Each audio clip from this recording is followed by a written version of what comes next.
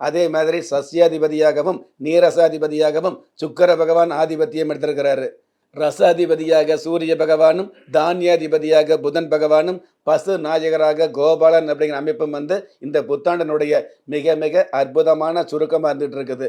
இந்த சுருக்கத்துக்கு மேல அனைவருக்கும் இணக்கமான அமைப்புகள் கொடுக்கக்கூடிய அமைப்புல கிரக சஞ்சாரங்கள் சாதகமா இருக்குது அப்படிங்கிறது சந்தோஷமான விஷயம்.